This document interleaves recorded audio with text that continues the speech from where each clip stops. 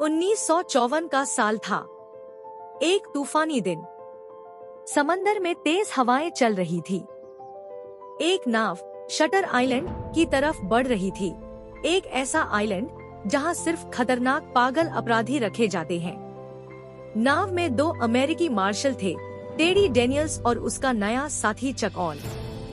Teddy के चेहरे पर गंभीरता, थकान और एक अजीब सी बेचैनी थी, जैसे उसके दिल में कोई बोझ हो, कोई छिपा हुआ राज। जैसे ही नाव आइलैंड के करीब पहुंचती है, बादल गरजने लगते हैं, लहरें और तेज हो जाती हैं।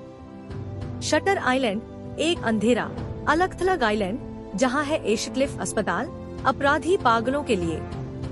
यहाँ ऐसे लोग रखे जाते हैं जो बहुत खतरनाक हैं, कातिल, अपराधी और मानसिक मरीज। टेडी और चक को बुलाया गया है एक मरीज औरत के गायब होने की जांच के लिए। उस औरत का नाम है रेचल सोलांडो। रेचल एक खतरनाक मरीज थी, जिसने अपने 3 बच्चों को डुबोकर मार दिया था। लेकिन हैरानी की बात ये थी कि वो अपने बंद कमरे से गायब हो गई। दरवाजा बंद, खिड़की बंद, कोई रास्ता नहीं। फिर भी वो गायब। अस्पताल पहुंचते ही दोनों मार्शल्स का स्वागत वार्डन और स्टाफ करते हैं। डॉक्टर काउली, जो अस्पताल के प्रमुख हैं, बहुत शांत और समझदार दिखते हैं। वो बताते हैं कि रेचल अभी आइलैंड पर कहीं छिपी हुई है। टेडी सवाल पूछता है, लेकिन डॉक्टर काउली के जवाबों में कुछ गड़बड़ लगती है, जैसे वो कुछ छिपा रहे हों। जांच शुरू होती है। टेडी रेचल के कमरे में जाता है। वहाँ उसे एक छोटा सा नोट मिलता है। उस पर सिर्फ एक लाइन लिखी होती है, 4 का नियम। 67 कौन है? ये लाइन टेडी को उलझा देती है। इसका मतलब क्या है? 67 कौन है? जबकि अस्पताल में तो सिर्फ 66 मरीज दर्ज हैं। टेडी को शक होने लगता है। क्या सच में रेचल भागी है, या ये सब किसी बड़े राज का हिस्सा है?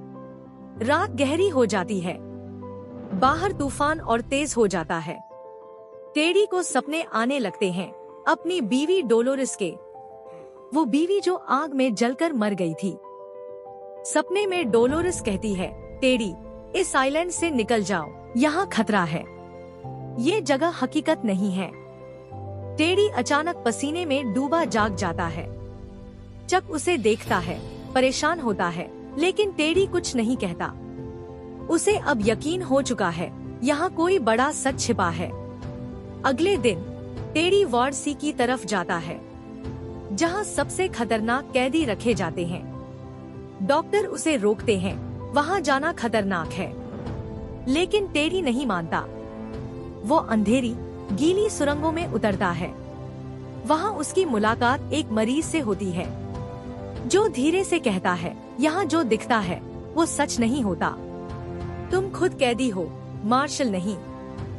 टेडी हक्का बक्का रह जाता है। क्या मतलब? कैदी? लेकिन वो मरीज बस पागलों की तरह हंसने लगता है। अब तूफान पूरे आइलैंड पर छा चुका था। बारिश रुकने का नाम नहीं ले रही थी। फोन की लाइनें बंद थी। बिजली कभी आती थी तो कभी चली जाती थी। हर तरफ डर और अंधेरा फैला हुआ था। टेडी के अंदर अब एक मिशन बन चुका था। उसे हर हाल में सच जानना था। वो चक के साथ पहाड़ी रास्तों पर निकलता है, आइलैंड के कोने कोने की तलाशी लेता है। एक जगह उन्हें एक गुफा दिखती है, और हैरानी की बात ये कि वहाँ एक औरत छिपी हुई होती है। वो खुद को रेचल सोलांडो बताती है। टेडी चौंक जाता है। रेचल जिंदा है? वो कहती है, यहाँ सब लोग पागल नहीं हैं। सिर्फ वो लोग जो सच जानते हैं, उन्हें पागल घोषित कर दिया जाता है। मैं पहले एक मानसिक चिकित्सक, साइकेट्रिस्ट थी। जब मैंने इनके गैर इंसानी प्रयोगों के खिलाफ आवाज उठाई, तो उन्होंने मुझे मरीज बना दिया। टेडी के होश उड़ जाते हैं। क्या सच में ये अस्पताल इलाज के नाम पर इंसानों के दिमाग पर प्रयोग कर रहा है? क्या यहाँ लोगों पर मानसिक प्रयोग किए जाते हैं? रेचल कहती है, तुम भी अब इनके निशाने पर हो। अगर तुम सच के करीब पहुँचे, तो ये तुम्हें भी मरीज बना देंगे। ये सुनकर टेडी घबरा जाता है, लेकिन उसके अंदर का जिज्ञासु इंसान अब और जाग उठता है। वो इस आइलैंड के राज को खोलने के लिए दृढ़ संकल्पित हो जाता है। जब वो वापस अस्पताल पहुंचता है तो चक गायब होता है, उसका साथी कहीं नहीं। डॉक्टर कहते हैं, कौन सा चक? तुम अकेले आए थे मार्शल। टेडी हैरान रह जाता है। क्या मैं अकेला आया था? नहीं, वो झूठ बोल रहे हैं। उसे पूरा यकीन है चक जिंदा है, कहीं न कहीं कैद है। अब टेडी वार्ड सी में दोबारा घुसता है। वहाँ अंधेरा, शोर और पागल कैदियों की चीखें गूंज रही हैं। एक कैदी उसे पहचानता है। वो जॉर्ज नाइट्स है, एक कातिल। जॉर्ज कहता है, टेडी, तुम अभी भी नहीं समझे? तुम खुद मरीज हो। तुम्हें लगता है कि तुम मार्शल हो, पर सच में तुम्हारा नाम टेडी नहीं, एंड्रयू लेडिस है। ये सुनकर टेडी के दिमाग में झटका लगता है। एंड्रयू लेडिस, यही तो वो नाम है जिसे वो अपनी बीवी के कातिल के रूप में जानता था। वो सालों से एंड्रयू लेडिस को खोज रहा था। लेकिन जॉर्ज कहता है, तुम ही वो इंसान हो। तुमने अपनी बीवी को मारा था क्योंकि उसने तुम्हारे बच्चों को डुबो दिया था। टेडी के हाथ कांपने लगते हैं, यादें बिखरने लगती हैं, तस्वीरें आंखों के सामने आने लगती हैं। उसकी बीवी डोलोरिस, पानी में तैरते बच्चे, चीखें और बंदूक की आवाज। वो खुद को समझाने की कोशिश करता है, नहीं, ये सच नहीं हो सकता। ये सब अस्पताल का खेल है। वो चक को ढूंढने के लिए भागता है, लेकिन अब हर दरवाजा बंद है। उसे हर तरफ से अपने ही नाम की आवाजें सुनाई देने लगती हैं। एंड्रयू, जागो, ये तुम्हारा घर है, तुम्हारा इलाज चल रहा है। टेडी एक पल के लिए रुक जाता है। क्या वाकई वो वही है? क्या उसने सच में अपनी बीवी को मारा था? उसका दिमाग भारी हो जाता है, दिल तेजी से धड़कने लगता है और हर चीज धुंधली सी लगने लगती है। आखिरकार डॉक्टर काउली उसे मुख्य हॉल में ले आते हैं। वहाँ डॉक्टर, नर्सें और चक भी मौजूद होता है।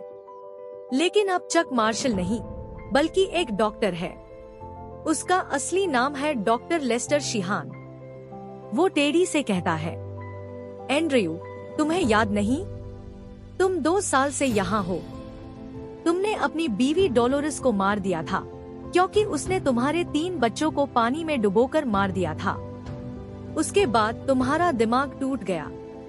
तुमने एक झूठी दुनिया बना ली जहाँ तुम खुद मार्शल बन गए ताकि अपने गुनाह का बोझ महसूस न करो। टेडी या अब एंड्रयू चुपचाप सुनता रहता है। यादें एक एक करके लौटने लगती हैं।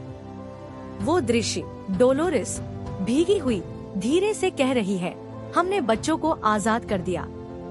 और फिर वो पल जब एंड्रयू ने बंदूक उठाकर उसे मार दिया। कमरा एकदम खामोश है। डॉक्टर काउली नरमी से कहते हैं, हमने तुम्हें हकीकत दिखाने के लिए ये सब किया। अगर तुम मान लो कि तुम एंड्रयू हो तो तुम ठीक हो सकते हो, लेकिन अगर तुम फिर वही वहम पाल लोगे तो हमें सख्त कदम उठाना पड़ेगा। एंड्रयू की आंखों में आंसू आ जाते हैं। वो हल्का सा मुस्कुराता है, जैसे कुछ समझ गया हो। अगले दिन वो बाहर बेंच पर बैठा होता है और चक, यानी डॉक्टर शीहान, उसके पास आता है। एंड्रयू धीरे से कहता है, बताओ डॉक्टर, तुम्हारा क्या ख्याल है, ज्यादा बुरा क्या है, एक राक्षस बनकर जीना या एक अच्छा आदमी बनकर मर जाना? डॉक्टर शीहान चौंक जाता है। वो समझ जाता है एंड्रयू सब याद कर चुका है, लेकिन जानबूझकर पागल बनने का नाटक कर रहा है ताकि अपने गुनाह के बोझ से आजाद हो जाए। वो धीरे से उठता है और खामोशी से वार्ड की तरफ चल देता है। पहाड़ों पर धुंध छाई हुई है, समंदर की लहरें शोर मचा रही हैं। शटर आइलैंड फिर से खामोश हो जाता है और एंड्रयू लेडिस, वो आदमी जो सच से भागता रहा, अब हमेशा के लिए अपने ही वहम की दुनिया में कैद हो जाता है। शटर आइलैंड एक ऐसी कहानी जो बताती है कि इंसान कभी कभी अपने बनाए हुए झूठ में जीना पसंद करता है। क्योंकि सच बहुत दर्दनाक होता है।